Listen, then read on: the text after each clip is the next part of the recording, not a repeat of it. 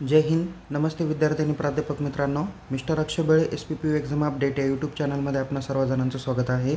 या व्हिडिओमध्ये आपण TYBCom सेमिस्टर 5 आणि 6चा रेग्युलर ॲज वेल ॲज बॅकलॉग स्टुडंटचा परीक्षा फॉर्म कसा भरावा याबाबत आपण माहिती घेणार आहोत. तर विद्यार्थी मित्रांनो, आत्ता जे विद्यार्थी सेमिस्टर 6मध्ये शिकत आहेत आणि ज्यांचा सेमिस्टर 5मधला देखील बॅकलॉग आहे, अशा विद्यार्थ्यांचा परीक्षा फॉर्म कसा भरायचा हे आपण जाणून घेणार आहोत. या व्हिडिओमध्ये सांगितलेली माहिती ही मार्च एप्रिल 2025च्या म्हणजेच समर एक्झाम 2025च्या बाबत आपण सांगत आहोत. चला तर मग आपण फॉर्म कसा भरावा ते जाणून घेऊ आणि एक्झाम फॉर्ममध्ये एक्स्ट्रा क्रेडिटचे सब्जेक्ट येत नाही याबाबत देखील आपण माहिती जाणून घेऊया.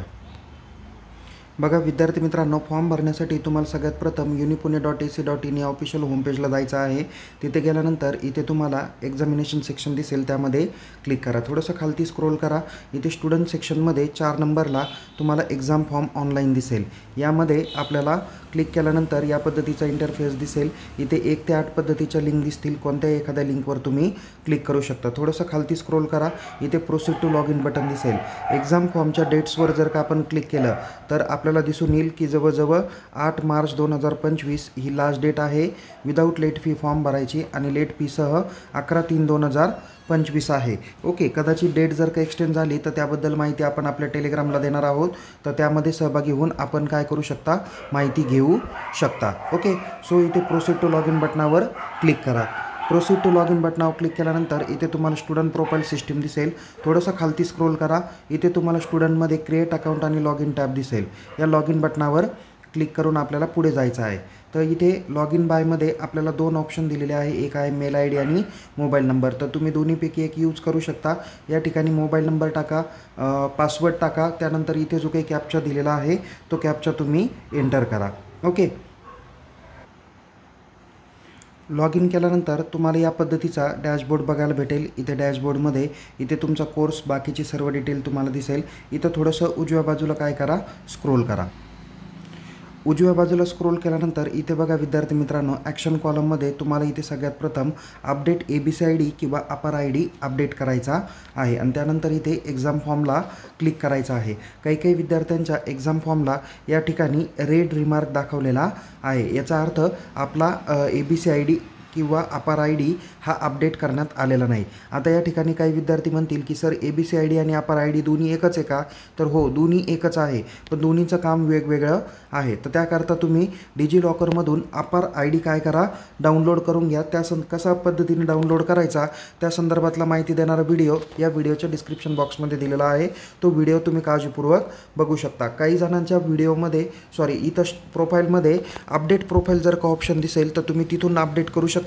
अदरवाईज काही विद्यार्थ्यांना या ठिकाणी अपडेट ABCID किंवा अपडेट अपर ID दिलेलं आहे. या ठिकाणातून सुद्धा तुम्ही काय करू शकता, अपडेट करू शकता. अपर IDची माहिती ज्यावेळेस तुम्ही अपडेट करताल त्याच वेळेस तुमचे क्रेडिट त्यामध्ये जमा होतील. इथे आपण एक्झाम फॉर्मला क्लिक करणार आहोत. एक्झाम फॉर्मला क्लिक केल्यानंतर थोडं पुन्हा स्क्रोल करा.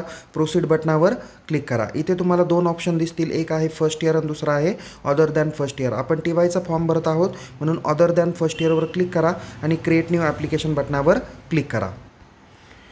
बघा, क्रिएट न्यू बटनावर क्लिक केल्यानंतर आपल्याला या ठिकाणी स्टुडंटची बेसिक इन्फॉर्मेशन दिसेल. आपल्याला काय करायचं आहे, खालती स्क्रोल करायचा आहे. या ठिकाणी सगळ्यात शेवटी तुम्हाला काय दिसेल, नेक्स्ट बटन दिसेल. या नेक्स्ट बटनावर क्लिक करा. बघा विद्यार्थी मित्रांनो, या ठिकाणी तुमचे जे काही बॅकलॉग विषय राहिलेले आहे ते विषय सर्व तुम्हाला या ठिकाणी दिसून येतील. आता बॅकलॉग विषयांमध्ये ऑलरेडी बाय डिफॉल्ट त्यांच्या टिकमार आलेले आहे, त्यामुळे तशाच टिकमार तुम्हाला ठेवायच्या आहेत. ओके, त्यानंतर इथे खालती स्क्रोल केल्यावर तुम्हाला म्हणजे 5व्या सेमिस्टरचे किंवा 4थ्या सेमिस्टरचे, 3ऱ्या सेमिस्टरचे जर का काही बॅकलॉग विषय असतील तर ते या ठिकाणी दिसून येणार आहे. ऑलरेडी जे काही रेग्युलर सब्जेक्ट आहे ते या ठिकाणी दिसून येतील.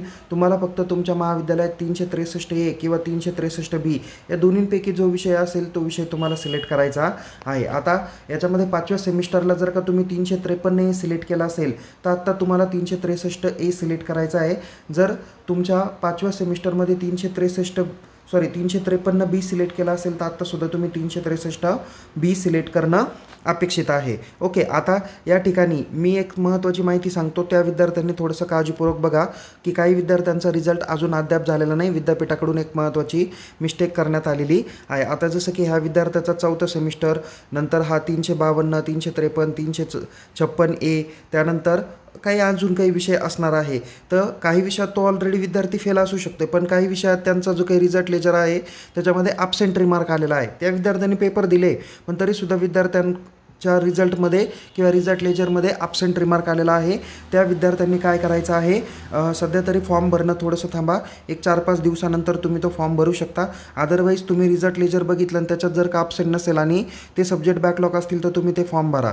याच्यापैकी बेसिकली सटाणा तालुका, मालेगाव तालुका, नांदगाव तालुका, येवला तालुका आणि चांदवड तालुका या तालुक्यातले जे काही महाविद्यालयातील विद्यार्थी आहे तर यांच्या रिझल्टचा इश्यू थोडासा आहे. तर आपण आपल्या महाविद्यालयातील परीक्षा विभागाशी संपर्क साधून तो इश्यू सॉल्व्ह झाल्यानंतर आपण परीक्षा फॉर्म भरू शकता. जर पण तुमचा हा सगळा प्रॉब्लेम सॉल्व्ह झाला आहे आणि याच्यामध्ये जर का जे काही बॅकलॉग विषय असतील ते जर का हेच राहिलेले असतील तर तुम्ही खालती स्क्रोल करा. इथे 363 ए आणि बी दोन्हीपैकी एक विषय तुम्हाला सिलेक्ट करायचा आहे. जसं की या विद्यार्थ्याचा 363 बी म्हणून आपण फक्त सिलेक्ट कॉलमला टिक करणार आहे आणि सेव्ह आणि नेक्स्ट बटनावर क्लिक करू. सेव्ह आणि नेक्स्ट बटनावर क्लिक केल्यानंतर इथे त्याची बाकीची जी काही फी आहे ती तुम्हाला दिसून येईल. थोडंसं खालती स्क्रोल करा. इथे प्रिव्ह्यू आणि शेवटी एक बॉक्स दिसेल, या बॉक्सला काय करा, क्लिक करा. ओके, या बॉक्सला क्लिक केल्यानंतर इथे तुम्हाला कन्फर्म आणि प्रिंटचं ऑप्शन येईल. त्यावर क्लिक करून तुम्ही तुमचा फॉर्म डाउनलोड करू शकता. आता इथे एक महत्त्वाचा विषय तुम्हाला सांगायचा राहून गेला की ज्या विद्यार्थ्यांचे एक्स्ट्रा क्रेडिट कंप्लीट झाले नाही त्यांना या इकॉनॉमिकच्या विषयानंतर सगळ्यात शेवटी तुम्हाला GR2A ते GR9A जे काही विषय असतील ते तुम्हाला दिसून येतील. पण तुम्ही याकरता आत्ता 5व्या सेमिस्टरपर्यंतचं रिझल्ट लेजर जे काही विद्यापीठाने पाठवून दिलेलं आहे ते तुम्ही तुमच्या कॉलेजकडून काय करा, रिझल्ट लेजर घेऊन टाका. या रिझल्ट लेजरमध्ये तुम्हाला तुमचे जसं की 231 पासून तर 239 पर्यंत सब्जेक्ट, नंतर 241 ते 249 पर्यंत सब्जेक्ट, नंतर 351 ते 356 ए किंवा बी पर्यंतचे जे काही सब्जेक्ट आहे ते तुम्हाला दिसून येतील. आणि त्याच्यानंतर तुम्हाला GR2A ते GR9A यापैकी ज्याच्यातून तुम्ही एक्स्ट्रा क्रेडिट मिळवलेले आहे तर त्याच्या पुढे तुम्हाला काय दिसून येईल, एक्स्ट्रा क्रेडिटचे मार्क दिसून येतील. त्यामधून तुम्हाला जर का मिनिमम 4 क्रेडिट जर का भेटले असतील किंवा 4पेक्षा जास्त भेटले असतील तर याचा अर्थ आता TYच्या तुमच्या एक्झाम फॉर्म भरतेवेळी ते येणार नाही. ओके, तुम्हाला एक्स्ट्रा 8 क्रेडिट पूर्ण करायचे म्हणजे FYचे 4 आणि SY आणि TY मिळून 4 क्रेडिट तुम्हाला कंप्लीट करायचे. एक्स्ट्रा क्रेडिट हे 8 क्रेडिट तुम्हाला मिळवायचे आहे. पण एक्स्ट्रा क्रेडिटचे जे काही सब्जेक्ट असतात ते तुमचे GR2A ते GR9A या दरम्यानचे ते सब्जेक्ट्स असतात. GR2A, GR3A, 3B, 3C, 4A, 4B, 5, 6, 7, 8, 9 असे हे GRचे सब्जेक्ट आहे. याच्यातूनच तुम्हाला एक्स्ट्रा क्रेडिट मिळवता येतील. ओके, सो त्याचं सविस्तर माहितीचा व्हिडिओ पण आपण या व्हिडिओच्या डिस्क्रिप्शन बॉक्समध्ये देऊया. तो व्हिडिओ देखील काळजीपूर्वक बघा. आता आपण इथं कन्फर्म आणि प्रिंट बटनावर क्लिक करणार आहे आणि आपल्याला प्रिंटआउट डाउनलोड होणार आहे. ओके, बघा विद्यार्थी मित्रांनो, प्रिंटआउट डाउनलोड झाल्यानंतर इथे तुम्ही तुमचे काय बघितले पाहिजे, सब्जेक्ट्स पूर्ण आलेले का आहेत का नाही ते काळजीपूर्वक बघितले पाहिजे. थोडंसं खालती स्क्रोल केल्यानंतर इथे तुम्हाला प्लेस डेट आहे आणि सिग्नेचर ऑफ कॅन्डिडेट आहे. तिथे तुम्हाला साईन करायचे आहे आणि यासोबत तुमचा FYचा रिझल्ट, SYचा रिझल्ट, ओके, आणि TYचा आत्ताच्या सेमचा रिझल्ट किंवा FYचा आणि आत्ताच्या TYचा 5व्या सेमचा रिझल्ट, हे 2 महत्त्वाचे रिझल्ट आणि तुमच्या अपार IDचा काय करायचा आहे, फोटो द्यायचा आहे. ओके, म्हणजे झेरॉक्स कॉपी तुम्हाला याच्यासोबत अटॅच करायची आहे आणि हा फॉर्म परीक्षा विभागात किंवा तुमच्या संबंधित महाविद्यालयातील ॲडमिनिस्ट्रेशन डिपार्टमेंटमध्ये संबंधित टीचर्सकडून चेक करून तुम्हाला जमा करायचा आहे. तर या पद्धतीने तुम्ही परीक्षा फॉर्म भरा आणि महाविद्यालयात फीसह जमा करा. फॉर्म भरण्यासंदर्भात काही अडचणी असतील तर आपण आपल्या महाविद्यालयातील परीक्षा विभागाला संपर्क साधायला विसरू नका. काही विद्यार्थी 5वं सेम आणि 6वं सेम सोबत देणार असेल तर त्या संदर्भात कॉलेजकडून सब्जेक्ट ॲड रिक्वेस्ट पाठवण्यासंदर्भात परीक्षा विभागाला तुम्ही संपर्क साधू शकता. पुन्हा भेटूया एका नवीन विषयासह, नवीन व्हिडिओसह. तोपर्यंत तुमच्या येणाऱ्या परीक्षा कधी होणार आहे, प्रॅक्टिकल एक्झाम कधी होणार आहे या सर्व संबंधात माहिती देणारा व्हिडिओ या व्हिडिओच्या डिस्क्रिप्शन बॉक्समध्ये दिलेला आहे. SPPU समर एक्झाम 2025 कधी सुरू होणार आहे अशा या विषयाचा टायटल आहे. तो व्हिडिओ काळजीपूर्वक बघा आणि परीक्षेची तयारी करा. सो तुम्हाला येणाऱ्या परीक्षेसाठी खूप खूप शुभेच्छा. Take care. जय हिंद. धन्यवाद.